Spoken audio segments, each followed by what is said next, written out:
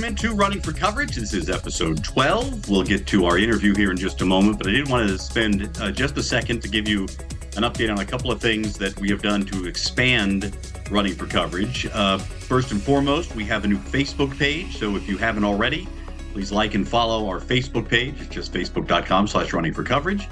We also have a website, runningforcoverage.com. Quick and easy. It's a great way for you to interact with us if you have questions or comments or want to suggest a guest or have an idea for a segment that you would like to hear or see covered in the future. That's a great way to do it. And as always, you can simply follow us at Spotify or on Apple Podcasts or on YouTube or anywhere you find your finer podcasts distributed.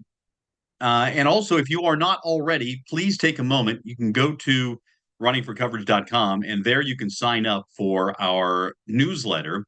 There are some good deals there, including savings on some races, some discount codes, and a way to save some money on gas, too. So just head to runningforcoverage.com to sign up for our newsletter that goes out about once a week, and that will get you updated on what's going on with the local running scene as well. But I did want to share with you just a quick story of something that I experienced last week, and it's one of the things that I really enjoy about running. For the first time in a while, for a number of reasons, my wife and I were able to get out and run, and she's just getting back to it. She's had some injuries and a few other things, heavy workload and some other things that have gotten in the way of her running. And usually she's way ahead of me, quite honestly. But because she hasn't been running as much and I have been, we were able to kind of keep the same pace. And it just reinforced. It's something I already knew, and I'm sure you already know as well. But it's just great when it gets reinforced about what it's like to be able to get out and run with somebody else who you can enjoy the run with. And it wasn't a long run. We just went about maybe 3.25 miles. But it was just great to be able to get out there and do that. And every time we talk to people about what they enjoy most about running, one of the interesting things that we hear so often is that it's that shared agony. The term that I will use, not everybody uses that exact term, call it the herd mentality or what have you. But it is great. And I had an email from a listener asking about running groups in town. And I shared with her a number of the running groups that I knew about. And one of the things that struck me as I was doing this is I'm not sure where she is in terms of her pace and that sort of thing and frequency. But I'm not sure how many groups there are right now that are excellent groups for people to go out there and run at a slower pace, or those who would run at a slower pace. When I first started running with a group, I was running with a group that started from Endurance House in Avondale. It's no longer in business.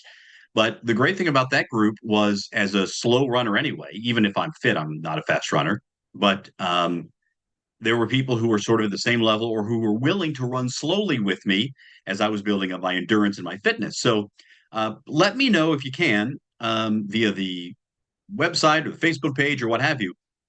If your group that you run with is goes out of their way to make it easy for beginning runners or just getting started or restarted to run in your group, even if it's just a social run during the course of the week. I'd love to hear from you.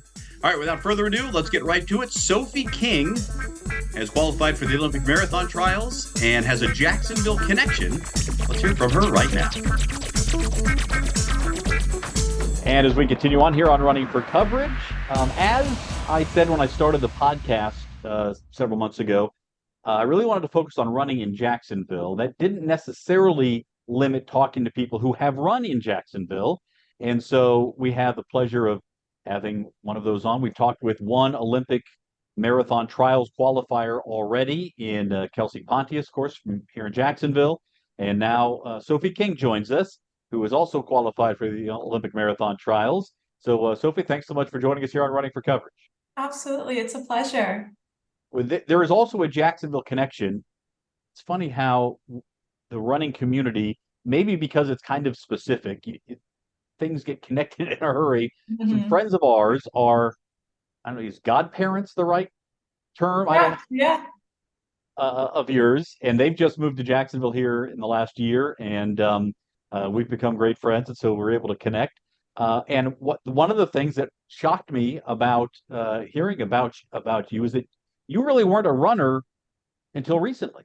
No, yeah, I started about 2.5 years ago. Yeah. And had you ran? Did you run some high school cross country Um, or something like that? Or so I was primarily a swimmer, and but everyone in my family ran. And knowing that, the coach of the team asked if I just would run in the meets because couldn't run, I couldn't do practice because I was practicing swimming before and after school. There's just no way. And so my swim coach allowed me to miss Wednesday afternoon practice for those random track meets every month or so. And yeah, I had initial talent, and I think that fitness from swimming really helped me. But I never cultivated it. I never, I always wondered where I could go with running, but I was so focused on swimming and where I would take that I didn't want anything else to kind of like, you know, make that vision murky. And so I thought, all right, when I'm done with swimming, when I retire from that, then I'll see what I can do in the running sphere. And that's what this is about now. so, how far did you get with the swimming, and did you have Olympic aspirations? Not quite Olympic. So my goal just in high school was to swim Division 1, which I did.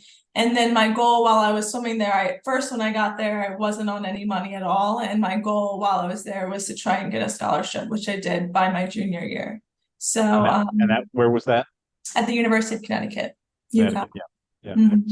So you work your way up here in the swimming game, and then at some point there's a moment of truth, is where this thing you've had in the back of your mind for a while becomes a reality with running. What was the pivot point? So in 2021, let me back up. So when I graduated grad school, my goal was to start medical school. And so I took my MCAT, let's see, it was August of 2021. And I thought after that, all right, now that things have kind of slowed down with studying, I can try and, see where I could go with running. And so I signed up for a marathon of all things. And signed up for the Richmond Marathon, started training for that. And not just completing the marathon, but the training for it really changed everything. I had never felt more like myself in my life than those first few months of training. And yeah, I fell in love with the training and the discipline and just the juxtaposition of having, a prior life in swimming and seeing all the things that, I wish I had accomplished and, all the things that were holding me back in that realm and seeing where I could take that with running and how I can kind of change my view and, my confidence as an athlete and all those things just started clicking. And man, it set a fire in me. I ended up getting third at the Richmond Marathon. I ran a 2:49 In your and marathon debut? my marathon debut, correct? Yeah. And after that point, I'll never forget my mom told me, Sophie, did you ever think that you would get, top 3 at the Richmond Marathon? And I was like, of course, mom. Like I was training to win, and I think having realized, like, as those words came out of my mouth, I was like, I can't believe I have that amount of confidence now, because you would have never heard me say something like that as a swimmer. And so the birth of that confidence really changed everything. And so after that, I started looking for a coach, ended up finding a coach, and boom, boom, boom, things just, happened one by one. And here I am now. So I really wonder. I mean, obviously, as a swimmer, the cardiovascular gets a great workout, and mhm. and knowing some folks who were swimmers in college, I know the dedication that it takes. Early morning workouts, a lot of time in the pool, uh, Yes, and once you start trying to navigate around classes and everything else, sometimes it can consume the time that a lot of folks would spend in college socializing. You're swimming right. or working out or preparing. I wonder how much that experience and knowing that in swimming, as much as in running, you've got to push through that barrier Mhm. constantly. How much that made a difference in terms of you making that transition?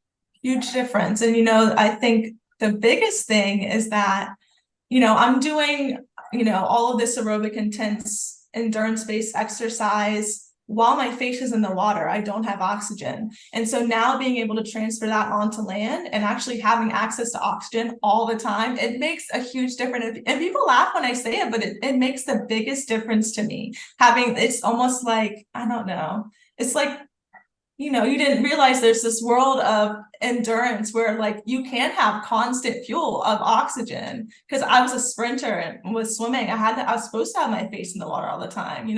50 free, you're supposed to breathe maybe once. So yeah, it's like a luxury being able to breathe.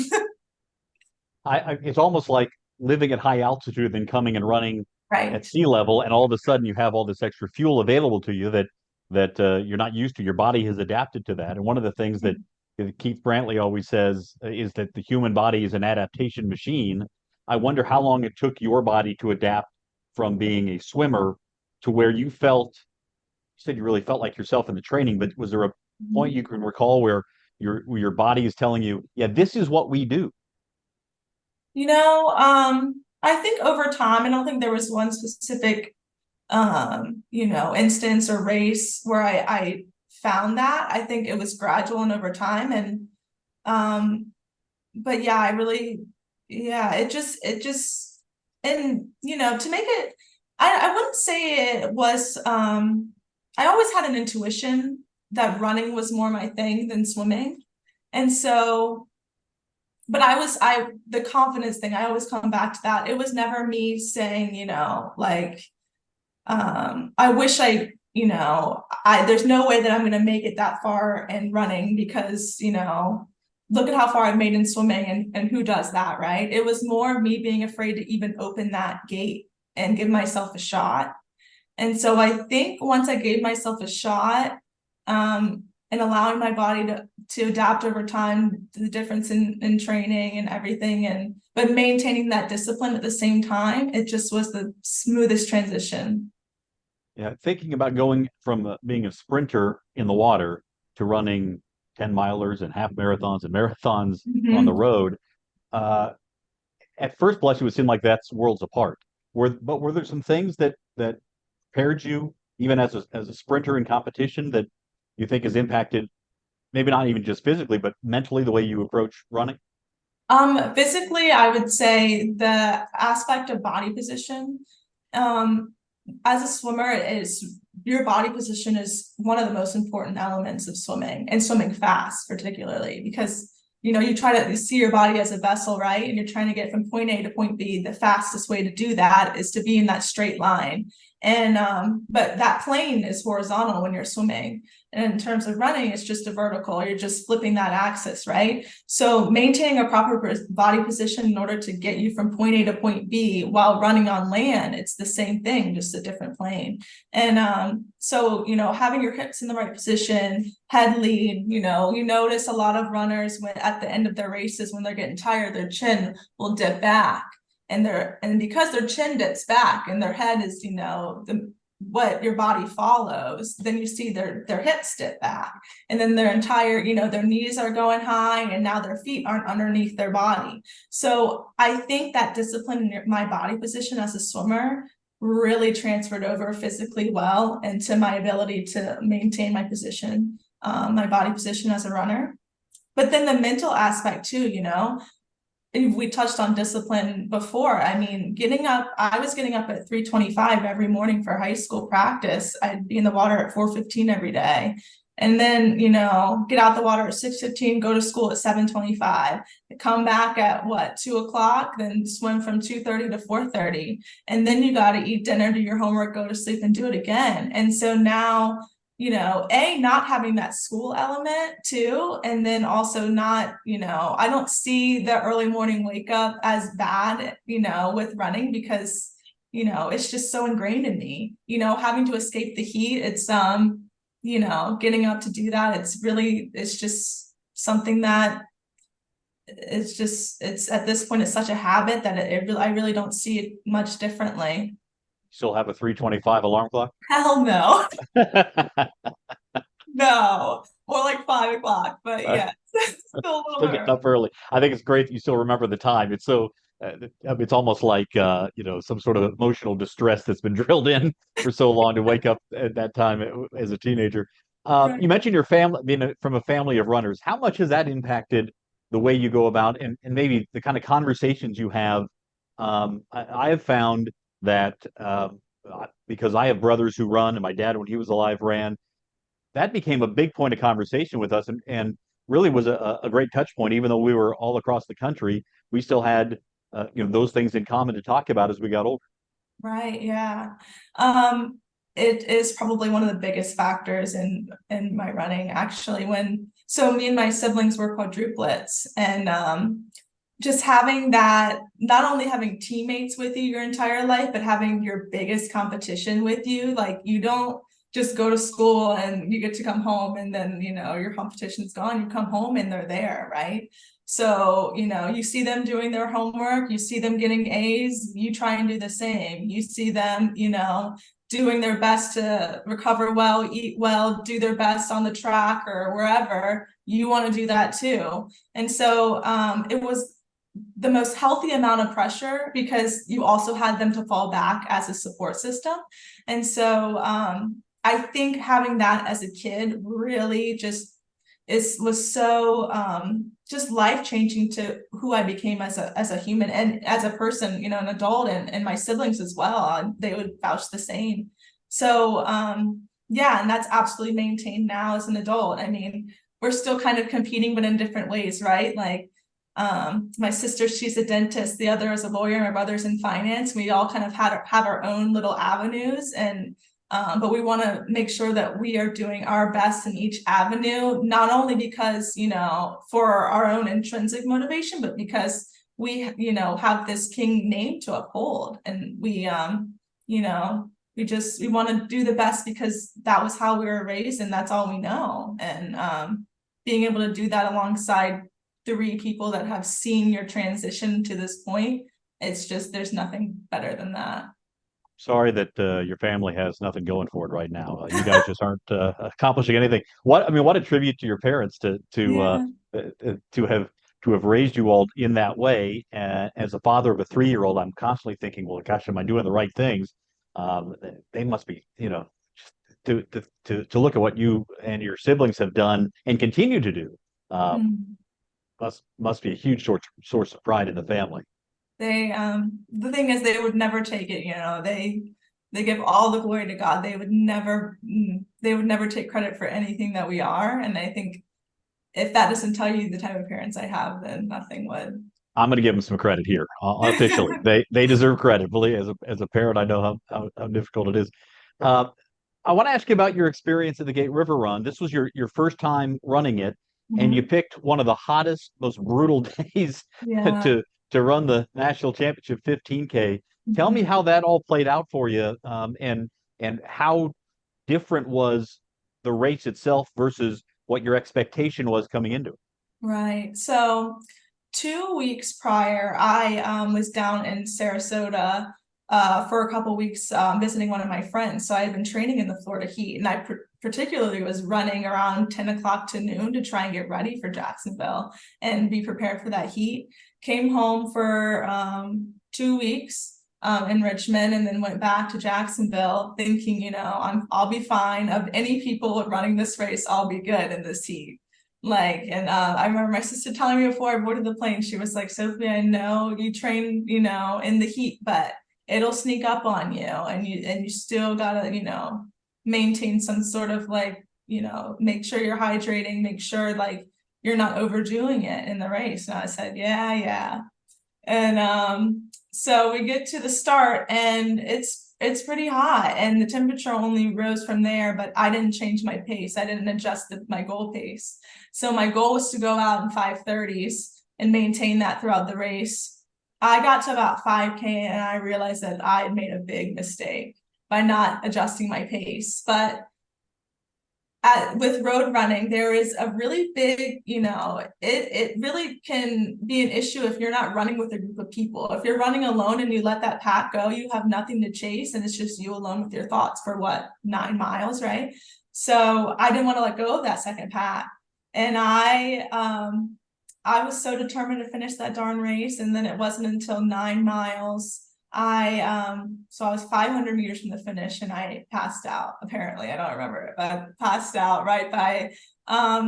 I think it was a group of volunteers, but medical came. I remember waking up on a golf cart, and they took me over, but I don't remember much from mile 6 on. The only thing I do remember is zigzagging the course and not understanding why my body wouldn't just stay to the left, and I just kept veering to the right, and I kept, why won't you go straight? But yeah, so Jack, I got a vengeance. I got to come back, and I got to A, complete it, but B, complete it well with the smart head. Yeah, and remember it is a big key. I mean, that's Yes. scary. There were a number of runners who had medical situations, including some at the top of the Hart Bridge there at the Green Monster, and some at the finish line and elsewhere. Uh, how much of the learning situation was that for you? You mentioned, we're talking about relatively inexperienced compared to some of these other Right. runners who you're competing against in the elite level. Mhm. That must have been a huge learning opportunity. Huge. Oh yeah, it humbled me for sure. I mean, I think the biggest thing I learned, and I learned this over and over again, is you're not a hero by pushing through Mother Nature, right? It's stupid. It's not, your body isn't made to exert itself for that long under those conditions, and you need to forgive your body for that and welcome your body to give it what it needs to do what you want. And if that means slow down, then that means slow down. If that means grab water, even though it might slow you down, then that's what that means. But I woke up in the med tent, and I remember them asking me my name and where I was, and not knowing that is probably was the scariest thing for me, because you think you can go through anything, and then when it comes down to something so simple, it really does make you question how smart it was, how smart your decision making was to not even remember something so simple, right? But yeah, I'll never forget that, and thankfully I won't. And definitely gonna bring that experience into Orlando coming up. Yeah. Yeah, I was going to say not the worse for wear now. Mhm. Obviously, as you prepare for the Olympic marathon trials, we've got a few months here before they approach. But what is your next 4 or 5 months look like in terms of trying to be at your peak for that Yeah. race? Yeah, so as with most trials qualifiers or potential trials qualifiers, we're planning out our racing and our build up backwards, right, from trials. So my build up I'll probably have about a little bit over 4 month build up, starting in October. Right now I'm focusing more on the shorter stuff so that my body can get used to running fast, but hopefully that'll transition to me being able to hold a faster pace or feel at least that much better at marathon pace. So yeah, right now I'm looking at US 10K championships at the end of September, and then I'm gonna race another fast 10K in October, which will probably be the McGurty 10K. They're putting on a marathon and a 10K, and that'll be also in New York. And then once October comes, I'll start my build up, and by January 1, we'll be down in Orlando practice or training, and getting ready for the big comp. So Yeah, to adjust to the heat obviously is a part of it, but the Mhm. humidity is the thing you can't really replicate if you're not in it. When you saw when they announced the start time, I saw it and went, "Real, this has to be wrong. It's got to Mhm. be, some the wrong time zone or something." Mhm. But when you see that, how much does that affect your preparation or your game plan for that? In terms of preparation, for sure, it'll change the way, yeah, we approach things. Before, we were thinking maybe we could go up about 3 weeks before, but now we're definitely thinking at least, 5 weeks prior to get acclimated to that.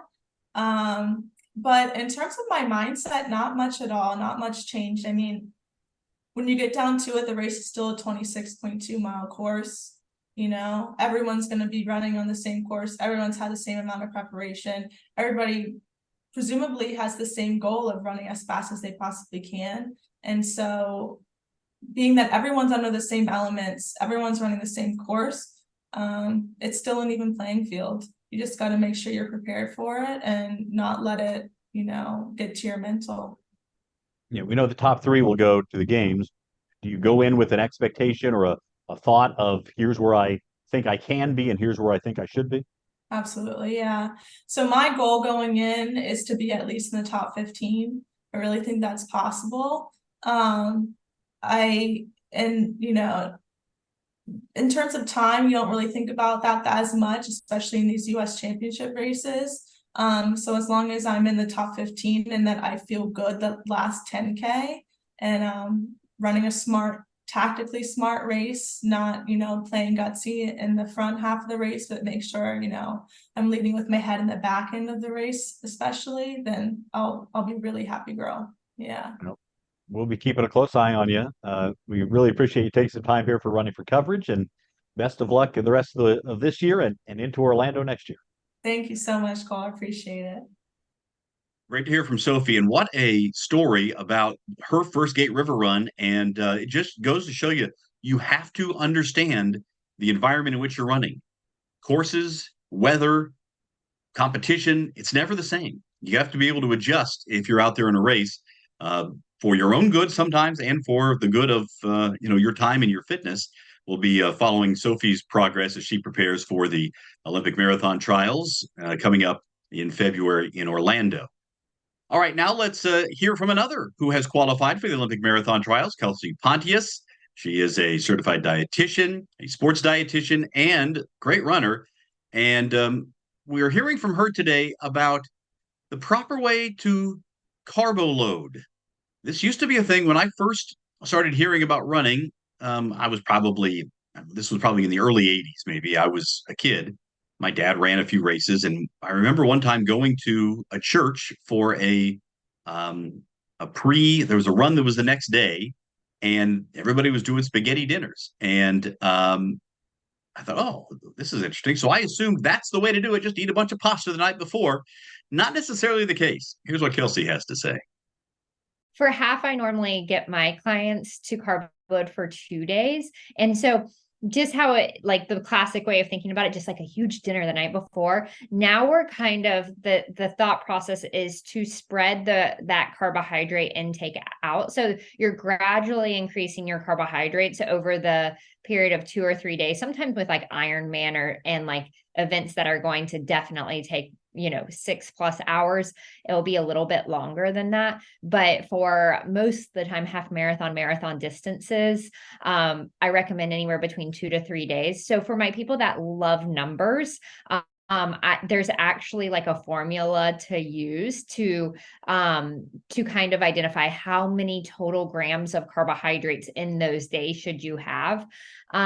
For people that are like, oh my goodness, just tell me what to eat. I'll normally just, encourage that at all of their meals, at least 60% of their plate is made up of carbohydrates, and that maybe you're putting beverages on the side of your meals, like juices, sports drinks, things that have carbs on the side to get a little bit more. And then in between your meals, you're having snacks that contain carbohydrates and maybe adding a bedtime snack too. So with marathon training, most people are, 45 to 50% of their plate is carbs. So we're gradually increasing it to 60%. And then you're finding efficient ways to get there, like juices, sports drinks, bagels, things that are really dense in carbohydrates, the 2 to 3 days before the event. Thank you so much, Kelsey. And we'll hear more from her coming up in the future as well. So some good information there. And again, if you have some thoughts on what you would like to hear more of on this podcast, please share it with us, runningforcoverage@gmail.com. You can also connect on social media, as we talked about. So thanks so much for joining us right here on Running for Coverage. My thanks as well to Darren Ronan of the Ronan School of Music, who composed and performed our original music for the podcast. Thanks so much. We'll talk to you next time.